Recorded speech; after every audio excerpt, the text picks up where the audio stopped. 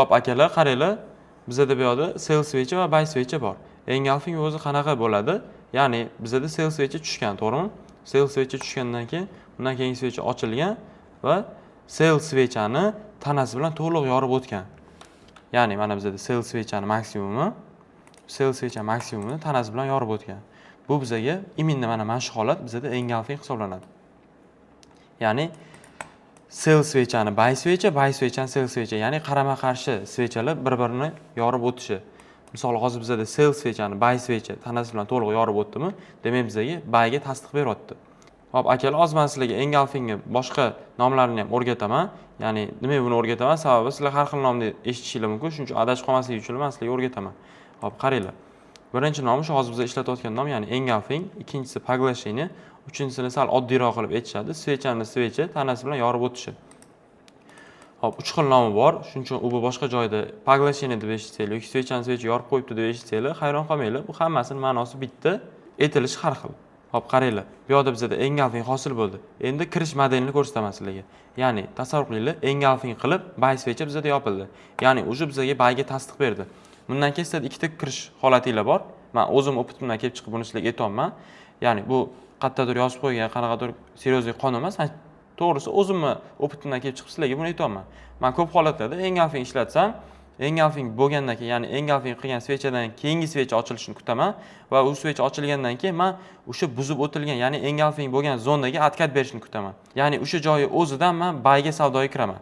Iminda shu holatda men buyga savdoga kiraman. Hop, akalar, kirish nuqtamiz aniq. Stop lossimizni o'sha engulfing bo'layotgan holatda minimumga qo'yamiz. Minimumga qo'yganimizdan keyin sizlarning stop lossinglar aniq, kirish nuqtanglar aniq, take profitinglar birinchisi, ya'ni oxirgi qoldirilgan maksimum bo'ladi har doimgidek. Hop, demak bizda kirish nuqtamiz aniq, stop loss nuqtamiz aniq. Engulfing bo'layotgan minimumdan sal pastroq qo'yasizlar. Bu buy holati, ya'ni engulfing buyga bo'lgan buy kirish holatimizni aytaman. Sellga xuddi shuni teskarisi. Ya'ni sizlar sell kiryapsizlarmi? Ya'ni buy switch bilan sell switch yorib o'tib qo'ydimi?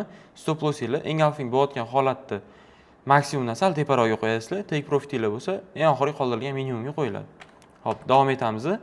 Men shu holatdan kirish nuqta qildim. Xudo xolasa 80-85% holatlarda bozor iminni shu test qilgan joydan yoki sal pastroqga tushib, bu yerdan ko'tarilib ketadi va oqibatda bu yerda soya qolib ketadi.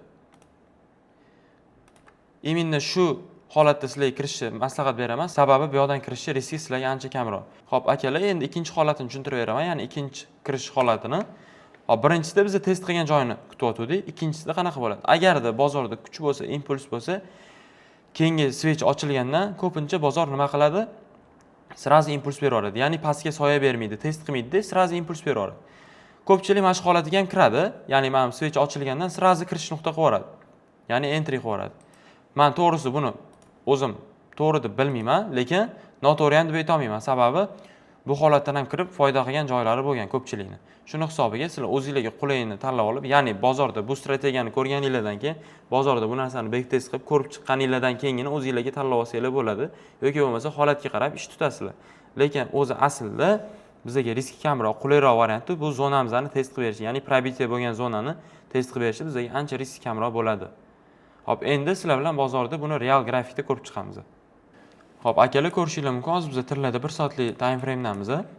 Hozir sizlar bilan poglasheniani birgalikda ko'rib chiqamiz. Hop, endi qaranglar. Poglasheniani o'zi qanchadir pips take profit degan garanti joyi.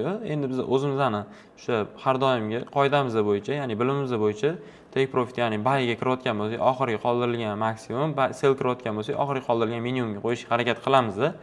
Hop, ko'rishinglar mumkin. Mana bu holatda poglashenie bo'lgan ekan. Ya'ni buy switchani sell switchi tanasi bilan to'liq yorib o'tgan va undan keyin switch ochilgan. Mana bu holatda switch ochilib, shu buzib o'tgan joyga atkat bergan. Buzib o'tgan joyga atkat berganda biz stop lossimizni iminni shu switchani maksimumga qo'ysak bo'ladi. Qo'ygandan keyin mana bu holatda biz nima qilsak bo'ladi? Sellga kirsak bo'ladi. Bizning birinchi take profitimizni oxirgi, ya'ni mana shu poglashenie qilgan switchani minimumga qo'ysak bo'ladi. O'sha eng nima desa bo'ladi? Qulayroq variant bizga o'sha bo'ladi.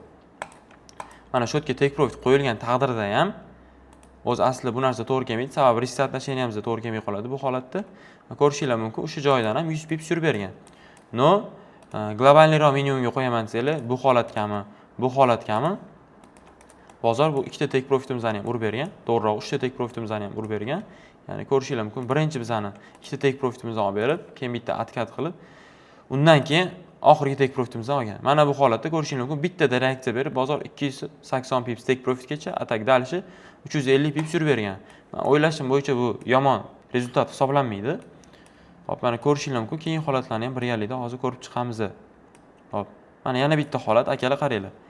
Sell swechani buy svecha поглощение qilgan bu holatda ahamiyat beringlar. Sell swechani buy svecha поглощение qilgan. Agar sizlar o'sha probitiya bo'lgan zonani test qilgandan keyin savdoga kiraman desanglar ham, mana qaranglar. Birinchi bu yoqda kelmagan, tasavvur qilinglar, bu yoqda kirmadinglar bozorga, ya'ni savdoga kirmadinglar, lekin bu yoqga tushgan, imindi bizning zonaga. Mana xuddi shu nuqtada bizning kirish nuqta. Ko'rishingiz mumkin, bozor shu joyga tushgan, bu yoqdan ozgina pastroqga tushgan, to'g'ri. Stop lossinglar bu holatda mana shu minimumga qo'ysanglar bo'ladi, stop lossni. Endi qaranglar. Bozor shu zonamizga tushyapti. Zonaga tushgandan keyin sizlar kirish nuqta qilyapsizlar bu yoqda. Kirish nuqta qilganinglardan keyin yangi svecha ochilyapti va yurish qilib beryapti. Ya'ni общий hisobda 130 pips yurib bergan. O'ylashim bo'yicha yomon natija emas, lekin bitta joyi bor. To, что bizani take profitimizdan olib bermagan. Take profitimizni olib bermagan, atak sellim yurib bergan natijasi yomon emas. 130 pips bu kam rezultat hisoblanmaydi, xudo xolasa. Hop, yana keyingi holatlarni ko'rib chiqamiz. Ko'rishingiz mumkin, mana bu yoqda ham поглощение bo'lgan, qanchadir miqdorda yurib bergan, lekin особо zo'r yurib bermagan. Поглощение bo'lgan, qoidasi bo'yicha yurib bergan. Mana misol поглощение bo'lgandan keyin o'sha probitiya bo'lgan joyini test qilib beryapti. Atkatdansizlar kiryapsizlar selga. Selga kirganinglardan keyin take profit oxirgi mana shu svechani minimumga qo'yapsizlar-da. Kirgan joylardan misol 100 pips yurib beryapti. Bu yomon natija emas, men o'ylashim bo'yicha. Mana keyingi holat. Boya ikkinchi holatimizda mana xuddi shu holatda bo'lgan. Mana qaranglar, sell swechani buy svecha kuchli поглощение qilyapti-da, undan keyin swech ochilib bitta soya beryapti, lekin bizning поглощение bo'lgan holatimizga, hatto mana bu holatga test bermasdan bitta soya qoldirib dalish chiqib ketyapti.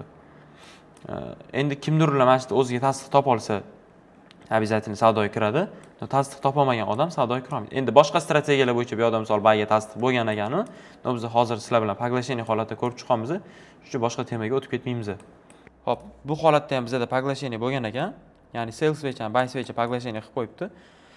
Imindi mana shu holatda, ya'ni kuchli sellga tushish holatida ko'pchilik o'ylaydi, bozor mana shu minimumni buzib o'tib ketadi deb, lekin qaysidir buy zona bo'yicha kimdir agar buyga qiziqqan bo'lsa, bu yoqda misol tasdiq bergan. Masalan, deylik, men order blok bo'yicha bu yoqda buyga qiziqqan bo'lsam, endi order blok ichida biladiganinglar bor, bilmaydiganinglar bor. Xo'p, tasavvur qilinglar, shu yerda mana buy zonam bor. Men hali o'ylayapman, nimaga o'ylayapman? Потому что men o'ylayapman, to, что bozor sellga tushib minimumni buzib o'tib ketadi. Ya'ni stop lossim bo'ladi deb o'ylanib turibman. Hali aniq определиться qilmadim. Shuni hisobiga qaranglar. Bozor menga signal berdi, ya'ni sell swechani buy svecha поглощение qilib, ya'ni buyga menga signal berdi bozor. Endi bu orqali qanaqa kirish nuqta qilaman? Ko'rishingiz mumkin, поглощение bizda bo'ldi qoidasi bo'yicha. Keyingi masala, xuddi o'sha probitiya bo'lgan zonamizga bozor test qilib berdi. Imindi shu zonani bozor test qilib berdi. Shu holatda men kirish nuqta qildim. Birinchi take profitimni oxirgi mana shu svechani maksimumga qo'yay, deylik. Ya'ni shu yerga chiqsa men сделкамni bezubitga qilaman. Bu ham 80 pips holatda ekan. Keyingi take profitim meni bu holatga qo'yaman. Undan keyingi take profitim bu holatga, undan keyingi borib berish kerak bo'lgan holat bu nuqtaga qo'yaman. Hop, keyingi take profitgacha ko'ramiz, qancha pips yurib bergan. Bu holatgacha ko'rishingiz mumkin, bozor 332 pips yurib beribdi. Undan keyingi holatgacha 480 pips yurib beribdi. Undan keyingi holatgacha bozor 570 pips yurib beribdi. To'g'ri akalar, 570 pips. Kimdir sabr yetadi, kimdir sabr yetmaydi. Lekin 570 pips ushlamagan taqdiringlarda ham shu birinchi kuchliroq borib berish kerak bo'lgan nuqtagacha ham bozor 330 pips harakat bergan. Men o'ylashim bo'yicha bu yomon natija emas. Sizlarga tushuntira oldim degan umiddaman. Xudo xolasa akalar, har bitta mavzudan keyin обязательно sizlarga maslahat beraman. Ko'proq praktika qilib, imindi mana shu darslikdan xulosa chiqarib, o'zingizlar ustingizlardan ishlab, xullas ko'proq backtest sizlarga maslahat beraman. Hammaga manfaatli bo'ldi degan umiddaman. Xudo xolasa keyingi darslarda ko'rishguncha sog' bo'linglar, salomat bo'linglar.